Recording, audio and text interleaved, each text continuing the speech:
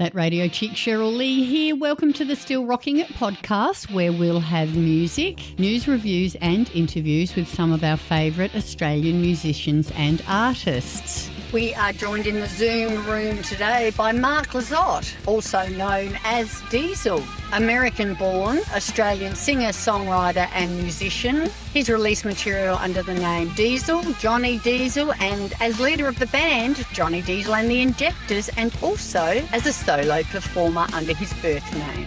Primarily known as a guitarist, Mark is also competent on bass, drums, percussion and keys. 6 times ARIA Award winner, 3 times for Best Male Artist, 16 albums under his belt and counting. There's a scoop for you. 2 #1 albums on the ARIA albums charts, and he's played on several albums with brother-in-law Australian rock singer Jimmy Barnes. We were lucky to catch up with him as he tours around the country. What's Mark Lizotte been up to? Let's find out.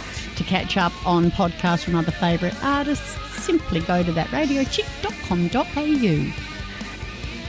You're with Cheryl Lee, That Radio Chick, and I'd like to welcome back into the Zoom room today Diesel. Thank you for joining us, Mark. Thanks for having me. We've got lots of exciting things to talk about, but I just wanted to talk about your most recent performance in Woolies that I saw on social media. If you call it a performance. With your carrot microphone? Yeah. I mean, look, I'm always in there, especially when I'm touring, because pretty much like just prep my own meals when I'm touring. I've got my survivalist menu. It's pretty easy, like I eat at weird times of the day. So, even if there was a great restaurant or whatever in some town, I'm like, chances are them being like open at 2 or 3 in the afternoon, which is when I sort of have my meal, pretty slim.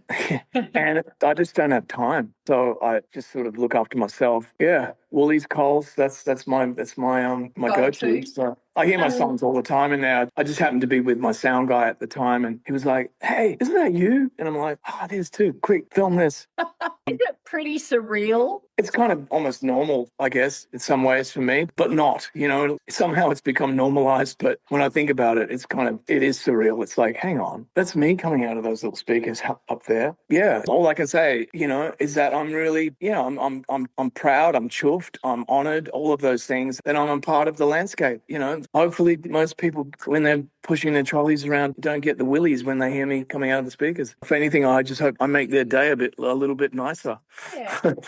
You managed to actually get around the supermarket without having to stop and have too many chats and photos? Look, the other day I got spotted, but I'm really good. I'm really good at being stealth. I just am. I've gotten really good at being very stealth. Yeah. If someone really want to pick me out and go, can I just get a selfie? It's like, yeah, let's do it. Let's do it next to the confectionery or the in the aisle with the ice tip cream. towel. It's not a big deal. No, that's very generous of you. I think the last time I saw you was at Monday last year. I think I was interviewing Richard Clapton to your soundtrack, and then when we finished, I raced around the front to watch you. Had you done any of those festivals before? I think I did Birdsville when it was just starting out. Yeah, I'm pretty sure it was either the first or second, and then I didn't do it until the year before when we did Monday and Birdsville in the same year. So it was quite a shock to see how much it had grown, and the infrastructure that they brought in and everything is amazing. It is an amazing event. Did you fly in, fly out, or did you camp like us? Well, we flew in. I actually flew us in, and I spoiled everybody and got a plane in and out. It was just, I really wanted to. It was great looking out the window at what, that desert looks like from that altitude. It's incredible. It actually looks like Indigenous art when you're up that high. It's really kind of freaky how Indigenous art kind of mirrors what Australia looks like from 30,000 feet. And, how they got that perspective is a mystery. It's quite, it's really a sight to see, isn't it? Yeah, it really is. It's like no other. I mean, I've flown out all over a lot of the world, I have to say, and looked down, and Australia has such a unique look about it. Terra Australis. You definitely know you're home. Very much. And as soon as you get like about an hour into any trip, if you're flying inland, it's always like, oh, wow, I can't see any roads anymore. It's just, just patterns, lots of patterns, Yeah. I mean, I'm sure there is things down there, but we're a very coast-hugging country. We just dwell on the coast mostly. So Yeah. as far as population goes, anyway. You've been having an exciting time doing your By Request tour, which is an amazing concept. It sounds like it was so successful and you've enjoyed it so much. You're reaching the end of this leg of it. You're going to have a little rest, and then you've just announced 21 new dates for the new year, January to April. Obviously, you're having fun. I am. It's a really good way to get around the country doing theatres. I'm really, really happy at this point in my career that I've kind of tapped into these type of rooms, especially in the regional areas where you just sort of think, where else would I play in this part of the country? There's always a place to play, but these theatres are just so great because they've got everything that I need, as far as the production goes. And yeah, that there's going to be a certain kind of consistency about it. And I want that, for my audience. I want to know that they're going to have great sound. The lighting is going to look great. They're going to be comfortable. I can do 2 sets, do that theatre thing with an intermission. And it's just a great opportunity to also have that amount of time on stage, even though it is, not going to lie, it's hard work for me, but it's work that I love. It certainly isn't like a quick 45-minute set or something, it's a long show. That's what I need, with the amount of albums that I have now, and just to kind of get to all of what I'm doing with people's requests, especially on this tour. I need that amount of space. I totally get why some artists, when they get to a certain point in their career, their shows get longer and longer because they're just trying to like get to all the material. Look at Bruce Springsteen. I mean, he does like 4-hour gigs, and people think that's crazy. They go like 4 hours. Oh my God, it's so long. But go to one of his shows, it doesn't feel like 4 hours. I can tell you that. And you walk out of there, and you sort of hang on. You can think about a song list as long as your arm of songs that he didn't get to play as well, even after 4 hours. So it's totally understandable. Because there's such a huge body of work to select from. I like doing a few covers of other people's work as well, so that tends to make my set go longer. Basically, the concept of this, for those that aren't aware, is that all the fans get to choose the set list on their way in. It's shaped by the people that take the time. I would say a lot of people just buy the ticket and they like too busy or they're not interested, and that's totally fine. They don't have to. There's no compulsory or anything. But if you buy the ticket, you'll get directed to this playlist where you can listen to a bunch of songs, and then you fill in this very simple survey questionnaire, and it's like, which song do you want? If you want to give a reason why or some anecdote. That's proven to be really, really great kind of material for me to work with.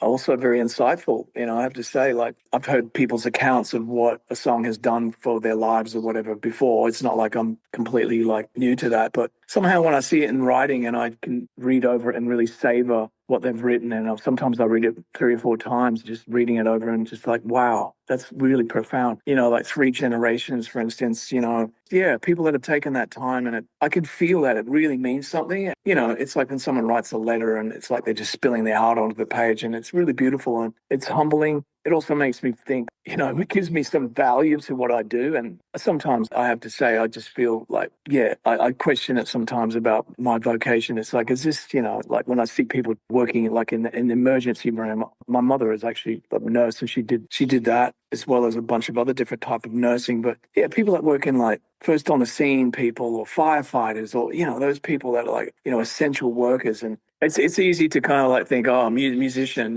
like not essential. But, reading these comments like makes me feel like, wow, music is really, I mean, I know this. I do know that music is really therapeutic and essential for people, for their mental health, at least on the very, very basic level. So it's just an affirmation of that for me. It's really, really great. What a great opportunity. Like you say, you know the importance of art and music in our lives. But like you say, to actually have that written down, not a lot of artists get that opportunity. So that is a great experience. Well, I mean, it's kind of inviting and opening up the door and inviting people in to say, what has this music done for you? Kind of thing. On the night, with the shout outs, and I might even talk about the anecdote, about that person without too much, detail if it's very sensitive. I try to respect people, but I feel like if they've taken the time to write something about something, they're okay with talking about it. They put it out there. So, and it's nice. I think that's most of the themes are really universal. Anyone can relate to something that someone else has felt. They're like, okay, yeah, I can relate to that, even though that song didn't do that to me, but I can, relate to it. So it ranges from Oh, it's pretty funny. Some of them are really funny. One man was like, I've got tickets to the show, but since then I've broken up with my girlfriend and she's coming to the show. Can you play this song? Hopefully it'll make us get back together again. And I'm like, I'm not sure I have those powers. No pressure. Yeah. Oh, that's gold. I feel like it's pretty brave. You've got a very large catalogue of music, and I know how hard every artist rehearses. And I think you could be asked to play anything, especially when I saw that you were also doing covers, but it's specific covers. Like I couldn't ask you to do Metallica, who've just been here. Nothing else matters. That'll be in another tour where just give me like 3 minutes to. There's an artist that's actually been doing it. I think it's Ray. She's been doing that on stage. She's amazing from the UK, and she sort of whips it up. She gets like asked like sing this song, and she'll be like, hang on, and she got the iPad out there and just sort of like, okay, give me a second, all right, and then does it. I think that's fair enough. You want to like at least sort of if you're vaguely familiar with it, you need to just kind of like have a quick brush up. Yeah, jeepers. I mean, there's a lot of songs that I have muscle memory for, probably that I could just peel off at least like a stanza of, but it's always lyrics. It's like when it comes down to it, whenever we've gone camping or having a party and, let's belt out a bunch of songs, it's always someone needs to get the lyrics because, the joke is you can remember the first verse, but you can never remember the second verse. Have you had any real big surprises? What's the biggest surprise that's come out of the requests? I think that the amount of requests for Moon River is really surprising. I threw it in there because I love the song and I've had to play it, sadly, actually, for a few funerals in my family. And I actually was quoted I guess I would have been like 13 or 14 in my very, very first interview with a newspaper. And the interview was the standard kind of interview, and then at the end of the interview there was a little questionnaire like what's your favorite food, what's your favorite song, what's your favorite this and that, and I said Moon River, and I remember my parents and my contemporaries at the time going, really, you like that song? They thought I was going to pick like a rock song or something. Yeah, no, I like that, I love that song. Kind of an odd thing for me to say at that time. I think I remember hearing it as a child. That song was kind of omnipresent growing up, whether it was Saturday afternoon matinee movies that were on TV or just the radio, probably AM radio. And that melody just always sent me off somewhere. It was just such a dreamy melody and lyrics. If I was asked whose version, it was like, I don't know. I mean, there's so many different versions. Is it the Andy Williams version? Is it the Frank Sinatra version? I actually love the Frank Ocean version is the one that I really love because it's very kind of like, it's almost like abstract, but you still get the song. It's just one of those songs. It's such a beautiful set of chords and it evokes like melancholy, I think, is something that I kind of lean into. It's nostalgic. It obviously touched your heart.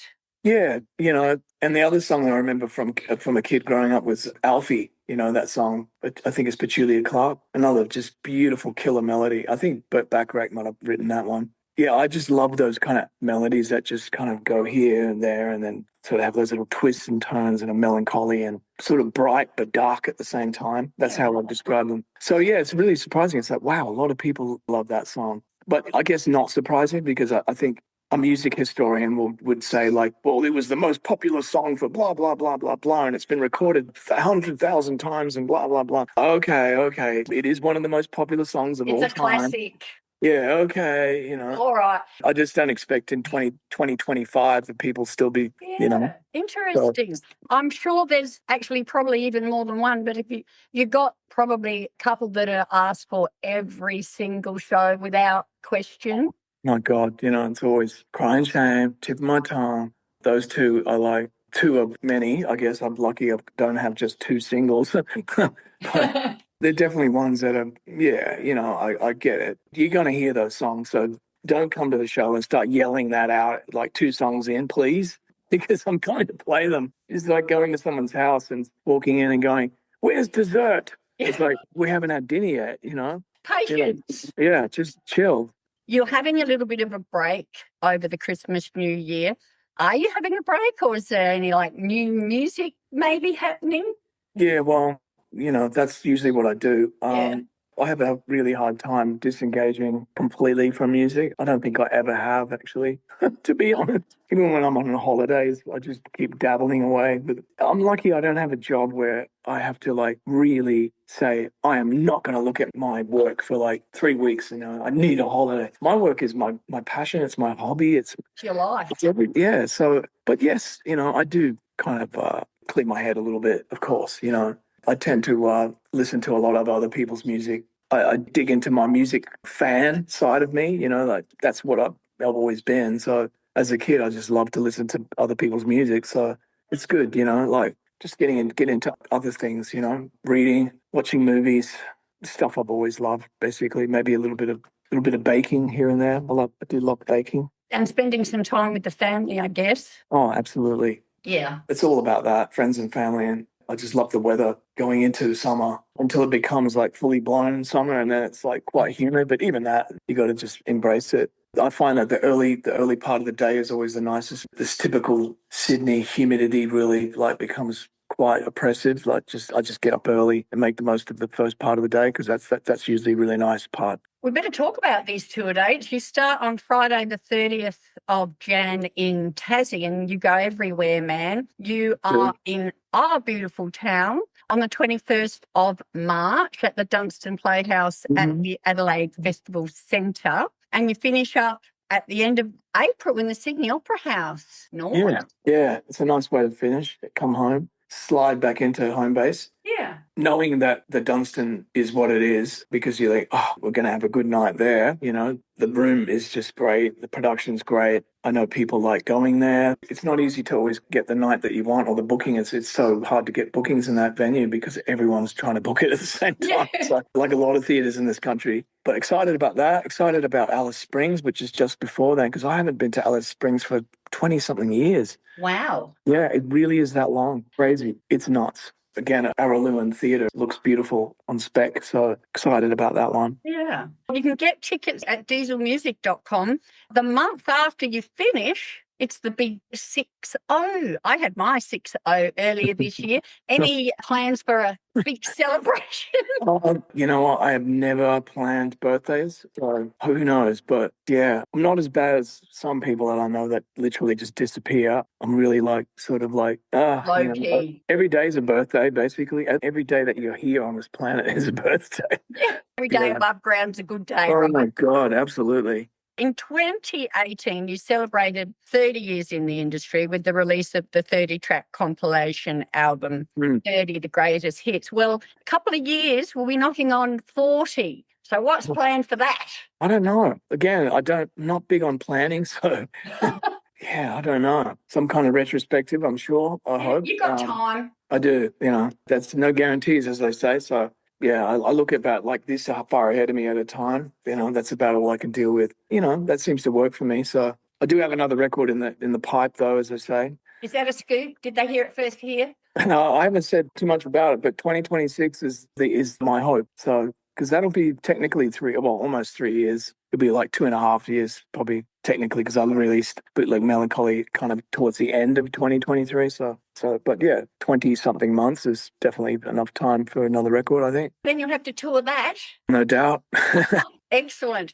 I don't think I've asked you this question previously in the last 2 times we spoke. You've done a few collaborations in your time. Is there anybody like dead or alive that you really would have liked to or would like to collaborate with? I'd love to collaborate with Thelma Plum. I'm just totally enamored by her songwriting. Yeah. Just everything that she puts out just gets better and better. I think her recordings, she's on an amazing trajectory. Yeah. Well, I'm really lucky. Like this year, I've gotten to collaborate with a few artists that I didn't see coming, which was great. Like 3%, I collaborated with 3% in March, I think it was, or April. And then after that, Melinda Schneider, who I've known for a while. She's a beautiful human. She got me in on a track that she wanted me to do a duet on. So I've duetted with her on a song. So that's been a real bonus. I love duetting, especially with a voice like Melinda. Yeah, exactly. It was really nice hearing our voices together. And I busted some guitar out, of course. Yeah, of course. Just wondering how the children were going, because is Lily still singing? Yeah, Lily's still doing music. Jesse's doing his photography. Photography, yeah. So the very arty-farty like Dad? Yeah.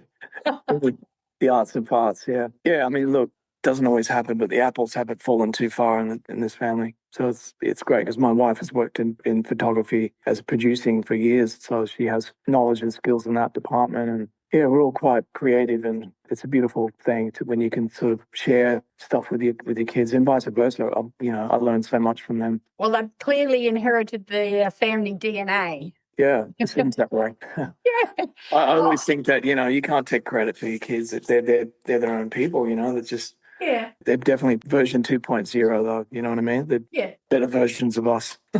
And you're very proud of them, obviously. Yeah.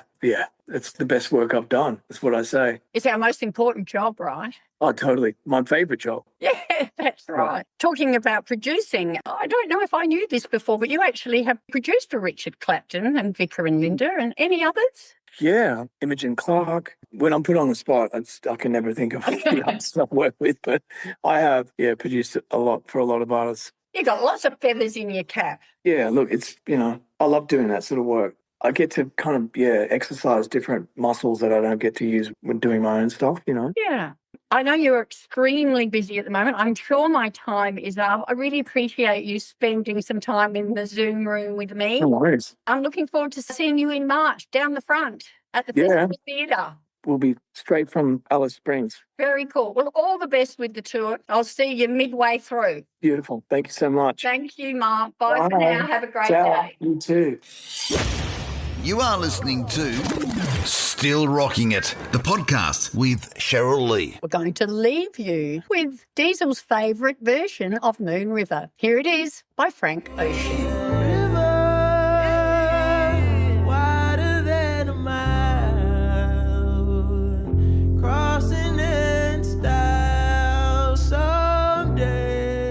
You're with Cheryl Lee, that radio chick.